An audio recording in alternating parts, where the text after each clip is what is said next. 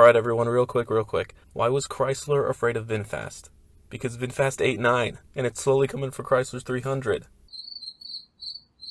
Wait, don't go. Nah, I'm not laughing. I'm sorry to start out the video with such a bad joke, but having 3 kids will do that to you.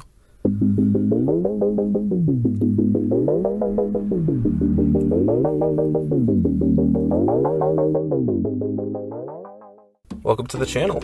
My name is Josh and my videos are about cars in movies. And this series is all about determining whether the new OEM reveals are worthy of any on-screen appearances. In these car reviews I ask a derivative of the example question, is the BMW iX3 the right vehicle for a Razor Fist? And in all these screen-worthy reviews the question is more, would the main or supporting characters in a movie realistically be driving this? As I make my picture cars videos, I've been looking at my own cars and asking similar questions. If I were the main character in a movie, what would I be driving for the rest of my movie? It's an interesting question I'm beginning to better answer as I continue creating, but in this video let's focus on VinFast's first US offerings, what used to be the E35 and E36, but are now the VF8 and VF9. VinFast is one of those strange companies that comes out of nowhere and dominates. Well, actually, what's more accurate is that it's Vingroup coming out of nowhere and blindsiding the global market. But then VinFast, an acronym for Vietnam Style Safety, Creativity, and Pioneering, gets established in 2017 and delivers its first car to Vietnamese customers in 2019. VinFast has had some noteworthy partnerships with General Motors and Siemens Group, which have given VinFast access to resources, but not a level comparable to Amazon's funding of Rivian. So it's still a little insane how VinFast is able to grow so quickly. Well, there are 2 secrets. One of them not really a secret, the concept of growth versus scale. VinFast has been able to grow vertically in the Vietnamese market because it's such a small sample size of the global market. And it's their home turf. The shift to exporting globally will definitely stress supply chain and distributions for VinFast. They'll be tested in their ability to scale their product from that sample market size to international countries. But the second secret is Vingroup. Vingroup originated in 1993 and has carved out pieces of Vietnam's education, real estate, and technology industries among so many others. As Americans, I think we get corralled into the mindset that if one large corporation is towering over the progress of an entire nation, that means it must be bad, or at least sketchy. And for sure, you can think that way, but it's growth comparably similar to that of Amazon.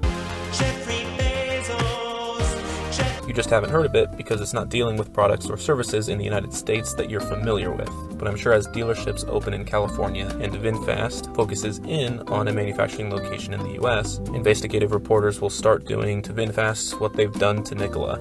I think the story of Vingroup's inner workings and revenue streams needs to be scrutinized under greater detail because there's a lot of confusion not only around the company, but about how VinFast specifically operates as a corporation in the public eye and how they plan on monetizing their products. They're opening up vehicle sales, battery leasing, and blockchain assets. It's a wild departure of the norm, and I'm not sure VinFast is assuring the general masses that this is best for the customer. While they've said battery leasing programs will be comparable to regular monthly fuel costs, it negates one of the most appealing reasons behind having an EV, that it costs less in the long term to power and maintain the vehicle. Even beyond that, VinFast is holding Vietnamese reporters and influencers accountable for not regurgitating VinFast's, dare I say it, propaganda, as they've done with YouTuber Tran Van Hong, who took his critique of VinFast quality off YouTube, though it can still be found through archived footage. VinFast reported the YouTuber, now with over 500,000 subscribers, to local law enforcement after detailing what he perceived as quality issues.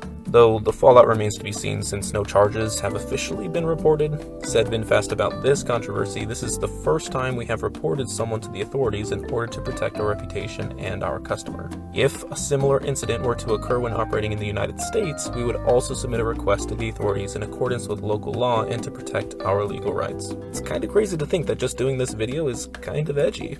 I'm the bad guy. And with all this mystery and controversy, which genre really does this vehicle belong to?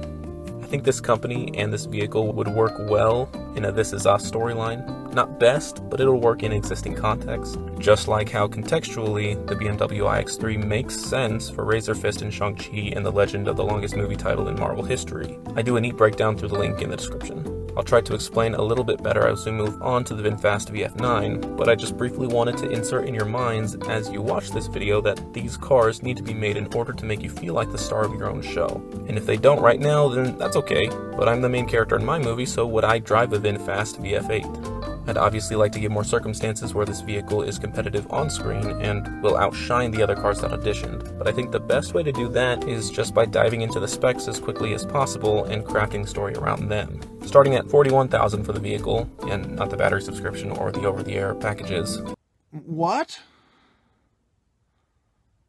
Who's winning? What is occurring? The VF8 is going for a range just shy of 320 miles using Europe's standard range rating.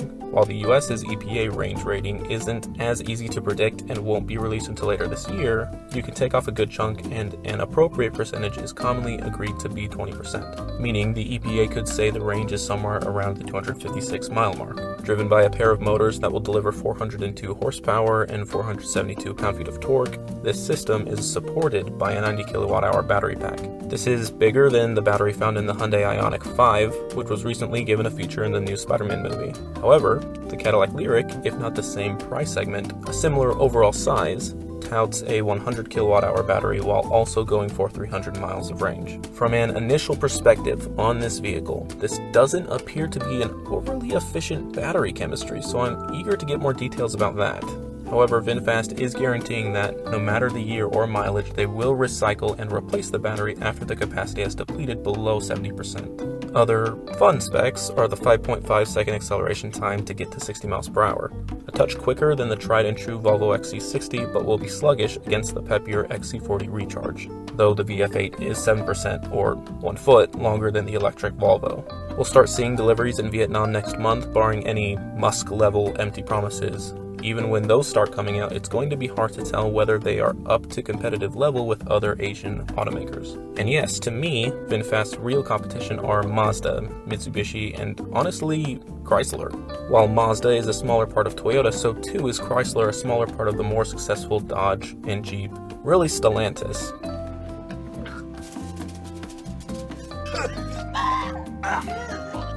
So there are all these smaller chunks of the market vying for consumer attention at the global level. Chrysler, everyone, needs to earn their keep in the automotive market. As a quick recap, the battery seems a bit inefficient even as there are faster EVs in the segment at competitive prices. The VF8 looks to be for the people who don't want to spend the money on a trusted brand and are willing to try out automotive blockchain. It honestly feels like a sympathy purchase for those who have been burned by American automakers and have likewise had bad luck with other Asian imports. It'll be interesting to see the demographic breakdown of VinFast buyers at the end of 2023.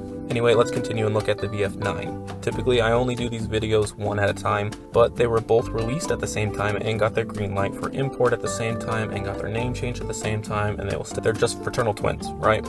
This vehicle is where I can start imagining a very real on-screen tie-in that would have made a good amount of sense. And that's what my reviews are all about. Would I believably see these on a screen? And I think had NBC's This Is Us continued to be on air after the VF9's first appearance in the US, it would have made sense for Kevin, the son who ventured off to Vietnam to learn more about his father in season 3, to perhaps tote his twins in this vehicle. And I think having just two to haul may seem weird for a full-size SUV, but the Pearsons have developed a deeper understanding of family and sharing spaces, so sharing with the Damon cousins, and you know what, I'm deviating, and while that's okay for the sake of argument, let's get into the vehicle. And I think this vehicle has the most visual connection to the US. The VF8 looks curvy and sporty, but the VF9's size and shape are more reminiscent of a Hyundai Palisade, Kia Telluride, or Mitsubishi Outlander. Within this frame, the same pair of motors supply the 402 horsepower and 472 pound-feet of torque, but their power is supplied by a bigger 106 kilowatt-hour battery pack. Hyundai Palisade just passed by. I record these videos in my car if you didn't know. Amazingly, this vehicle hopes to achieve 422.5 miles of range using that European WLTP range rating. Knocking off that 20%, the US might say the VF9's range is somewhere around 338 miles. This one, seemingly a tad more efficient than the Cadillac Lyriq. But if the Ford F-150 Lightning is any indication, the US automakers are trying to underpromise and overperform. At least, I hope to see that trend continue. The VF9's 0 to 60 mph time hopes to be at 6.5 seconds, while the current Kia Telluride is sitting comfortably around 6.9 seconds, and the Hyundai Palisade sitting around the 7.3 second range. So we've come to a bit of a paradox. The VF9 is more competitive in its segment than the VF8 in its own separate segment. beginning at $56,000, again without all of those bonus perks. It's still the common price disparity we see between EVs and their competing ICE counterparts. That said, among comparable electric SUVs, it's cheaper than the Rivian R1S and Tesla Model X.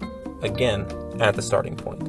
Who knows what will be tacked on once the battery leasing options and over-the-air or safety packages are taken into account.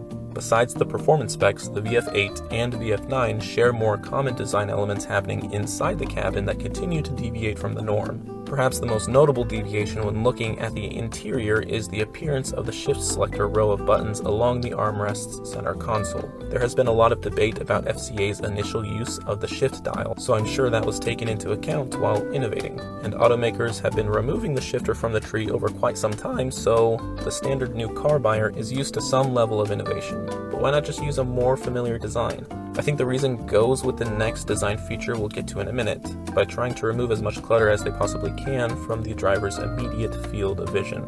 I think what VinFast is trying to do, with wildly varying levels of success, is compensate for just how much eye movement the driver needs in order to affect their cabin environment. The instrument cluster has also been swiped in favor of adopting both a heads-up display and the continuous dashboard design textures. Heads-up displays have slowly been entering this space as driving aids in luxury models, so to have them be the only method of reading vehicle speed and critical performance indicators may seem concerning, but this is where I'm fully on board. I love a good heads-up display. My dad and I infrequently joke about our road frustrations and think it'd be so much cooler if our windshield was a video game screen and we could shoot at all the other cars that gave us trouble. What a life that would be. And VinFast's heads-up instrument cluster is one step closer to making that real, though no governing agency would approve it. With all this, we have, to me, a really nice compromise of Tesla's absolutely no physical inputs ever approach and Audi's give them all the buttons approach. It's very similar to Hyundai's center instrument console with all the knobs that are important while also restricting the dashboard footprint into what is absolutely necessary. It's a nice and simplified dashboard design. While I'm leery to the world's reaction to the shift selector buttons, I have my own reservations. Change has always been met with opposition. We'll get to see how the rest of the market builds on top of VinFast's successes and failures. This type of video makes more sense when thinking about the supplemental questions of redundancy. I do it when reviewing everything else. But with VinFast, that's not really a problem. VinFast has the exciting freedom to only make what is absolutely necessary as they build out their fleet. But let's ask it a different way. Are either the VinFast VF8 or the VinFast VF9 screen-worthy? So where would you see these vehicles? More arguments could be made for This Is Us, but I think a faster route to the screen will likely be the Bollywood route, as Hrithik Roshan and Shah Rukh Khan usher in the younger, budget versions of themselves like Tiger Shroff. So hot right now. I think we'll start seeing more local vehicles in the mix of their movies. I'm not sure we'll see a VinFast vehicle in US theaters until later this decade at the earliest, unless a studio deal gets struck. I really appreciate you guys watching this far. I love making Picture Cars videos and doing my build projects, but I'm trying to brand my channel a little bit better, and doing these videos helps align the entirety of the Cinemoto discussion. I started making Picture Cars videos and asking the question, does this car make sense for its character? But in doing so, I myself started realizing it doesn't make a ton of sense for me to drive a Chevrolet Equinox. So I sold it, and now I'm on a mini quest. A quest I'm finally starting to figure out to discover a vehicle that is just right for my character. Thanks again, and I'll see you all in the next one.